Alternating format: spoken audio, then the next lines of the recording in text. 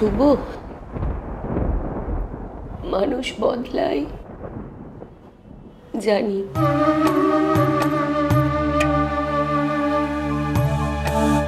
কিন্তু তোমাকে না দেখলে বিশ্বাসই করতে পারতাম না যে এতটা বদলে যায়।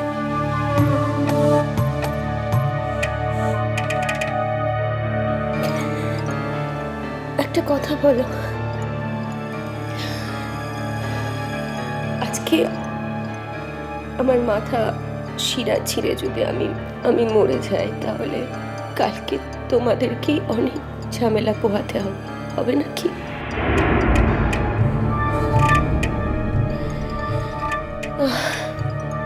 যাকে আমার কপালে যা ছিল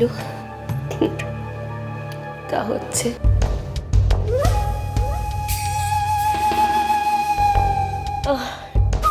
যা হওয়ার তা হবে, আমি আর এসব নিয়ে ভাবি না। কিন্তু কমলিকা, একটা কথা বলি, তুমি আর আমার হাজবেন্ড এই ঘরটাতে এতদিন ধরে আছো, আমি কোনো দিন তোমাদেরকে ডিস্টার্ব করেছি? আজ বাধ্য হয়ে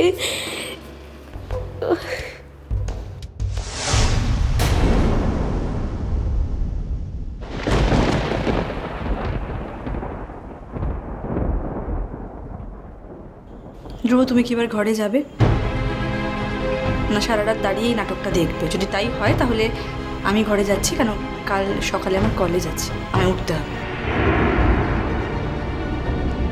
ধ্রুব, আমি আসছি।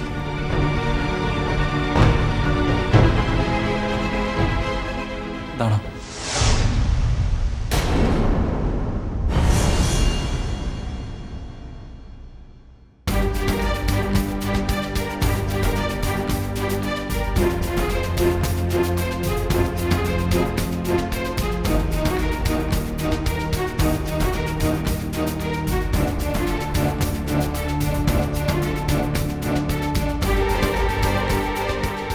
আমায় বলছো?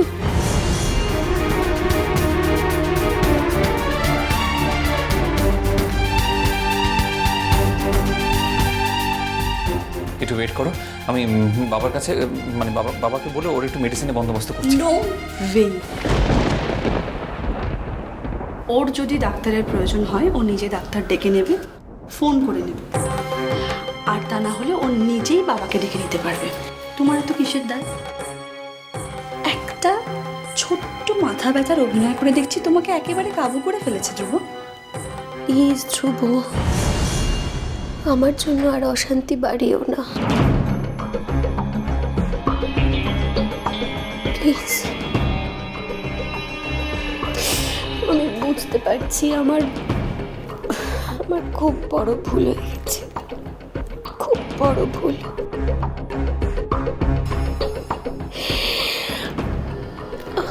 আমি যে কেন ওষুধটা চাইতে এলাম,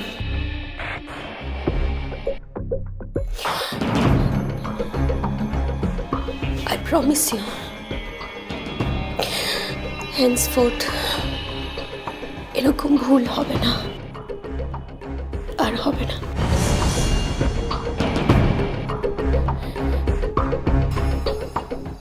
তবে একটা কথা বলতে চাই ধ্রুব,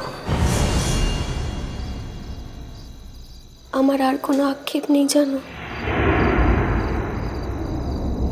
আমি বুঝতে পেরেছি যে আমার প্রতি তোমার কনসার্ন রয়েছে,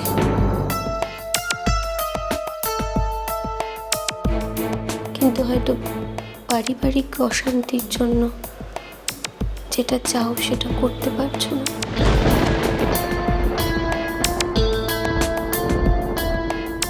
তাই বলছি, ঝামেলা বাড়িও না।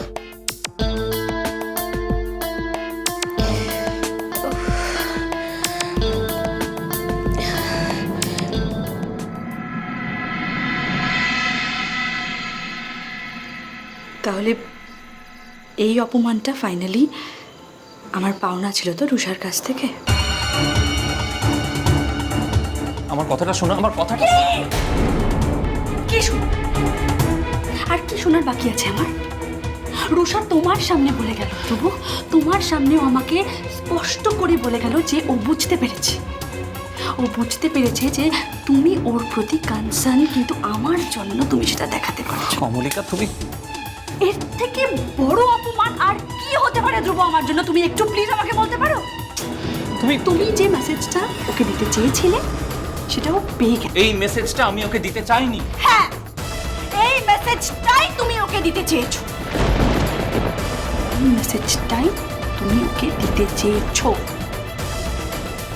যাও এবার, যাও যাও গিয়ে ওর ওষুধের ব্যবস্থা করে এসো। আপনার ও তো তোমার বিয়ে করা বউ। শোনো, পাগলামিটা দয়া করে বন্ধ করো, পাগলামিটা প্লিজ বন্ধ করো। ছাড়ো আমাকে, আমার ঘেন্না করছে। কি বলছো? Yes, I hate you!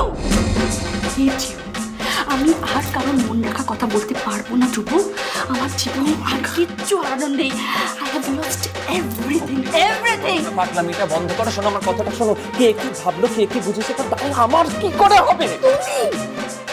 তুমি এই সিগন্যালটা দিয়েছো। Believe me, ধ্রুব, believe me. আর তোমার এক্ষুনি ওর উপর দরদ উতলে পড়ছিল না? যাও, তুমি যাও গিয়ে ওর ওষুধের ব্যবস্থা করো, ওর শোয়ার ব্যবস্থা করো, ওকে সুস্থ করো। আর বেটার তুমিও আজ থেকে ওখানে থাকো। তুমি আমার কথাটা শোনো, তুমি পাগলামিটা বন্ধ করো, আমার কথাটা সুস্থ করে শোনো। আমি তোমার কোনো কথা please Kamalika,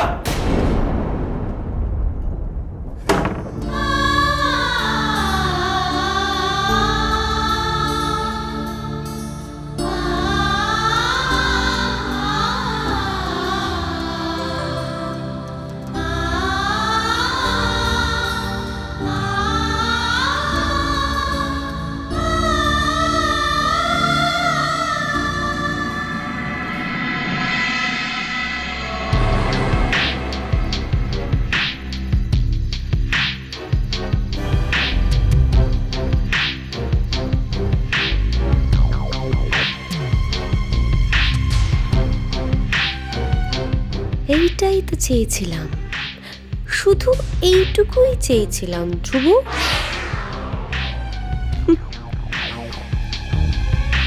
thank God. Rusha, congratulation, you are completely successful.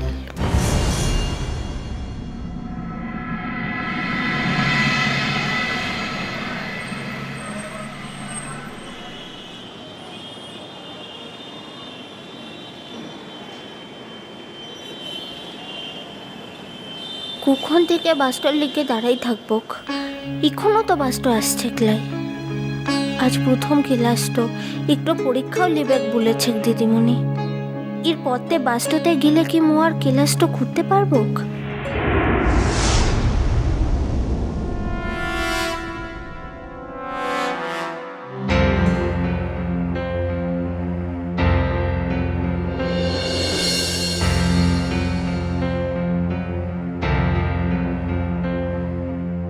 এখন ওদের দেওয়া জিনিসটা আমাকে এক্স্যাক্টলি কতদিন আমার কাছে রাখতে হবে কে জানে।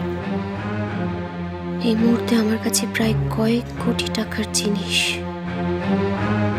স্ট্রেঞ্জ, আগে তো আমার এই কাজটা করতে এত ভয় হতো না, ইদানিং ভেতরে এত ভয় ঢুকে যাচ্ছে কেন? আমি কি দিন দিন ভীতু হয়ে যাচ্ছি? কেন কেন কেন সবসময় মনে হয় কে যেন আমার পেছনে দাঁড়িয়ে আছে, কে যেন আমায় ফলো করছে, কারা যেন আমার পেছনে পেছনে আসছে। সবটাই কি মনের ভুল, নাকি মনের মধ্যে বাঁচতে চাওয়ার ইচ্ছেটা তীব্র হয়ে উঠছে?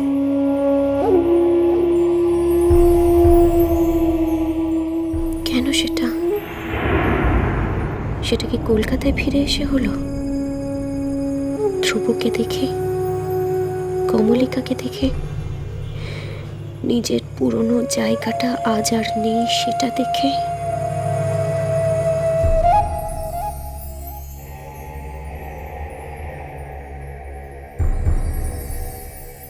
এই ম্যারাং বড়ো মুখ কি এবার হাঁটাটা ধরবো নাকি?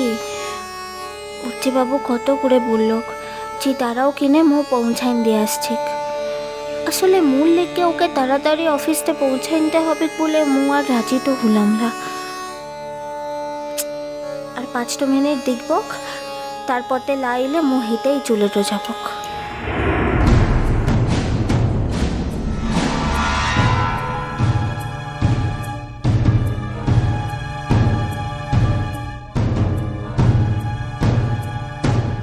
তা না হলে যেদিন থেকে কল্লোলের ট্র্যাপে পড়েছিলাম সেদিন থেকেই তো মনে মনে বাঁচার ইচ্ছেটা চলে গিয়েছিল। তাই তো যে কোনো ঝুঁকির কাজই বেপরোয়াভাবে করতাম আমি। আর এইভাবেই আস্তে আস্তে কখন এক গভীর অন্ধকার জগতের নায়িকা হয়ে গেলাম। তবে আজ কেন মনে মনে এত ভয় আসবে? কেন?